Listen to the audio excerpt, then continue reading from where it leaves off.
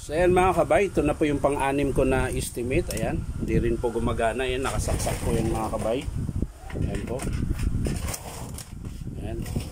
So malamang wiring naman ito mga kabay. So tara, samahan nyo ako. So ayan na mga kabay, nakalas ko na po yung screw. So tatanggalin na natin. Ayan. Yun, may ipis ulit mga kabay. Namatay, na kuryente nga siguro to.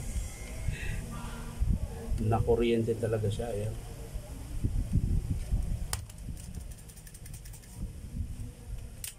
So yan mga kabay, hindi ko natitista rin dahil halata naman talagang putol mga kabay. So hindi ko na kailangan tista rin. Akalasin na lang natin mga kabay ulit. Ayan. Tapos dating gawin, hila-hila. Ayun mga kabay, putol. Yan, isa lang po ang putol. So babalatan na natin mga kabay. Yan. So dito po siya naputol mga kabay. Yan. So yan. Putulin natin mga kabay ulit. Ganon pa rin ang gagawin mga kabay. Yan.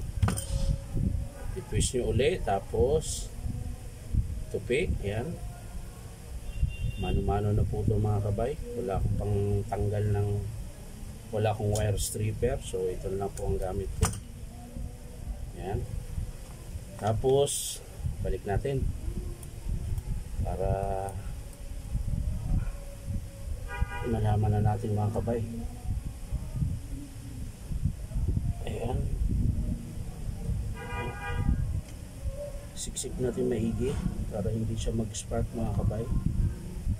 Ayan. Yan, pasok na pasok. Pasok sa banga mga kabay.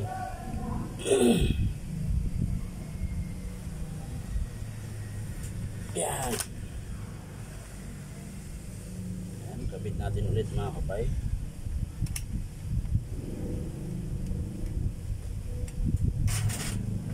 Cord clamp. Yan.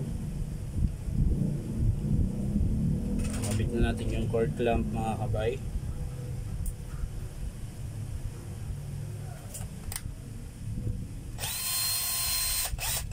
Yun. So testing natin mga kabay. Saksak. Boom. Yun, gumana mga kabay.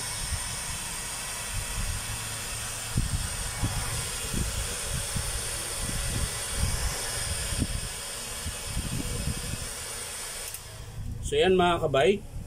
Wiring lang din ang sira niya mga kabay. Ayan. Amoy ipis na lang.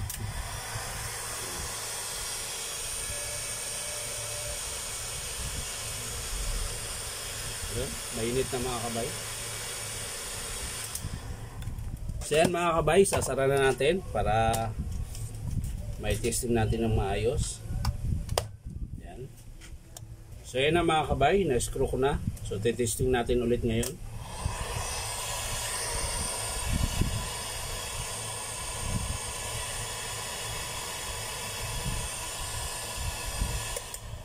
So yan mga kabay, okay lang. Okay na siya. So wiring lang po ang sira nito mga kabay. Sa mga gustong bibili pala nito mga kabay, Stihl 670 heat gun na Stanley. Bali 1.5 po yung presyo dito sa amin pag bumili kayo. Ayan, punta lang po kayo dito sa 530 T Alonso, Santa Cruz, Manila. So yan lang mga kabay. Maraming salamat. Bye bye.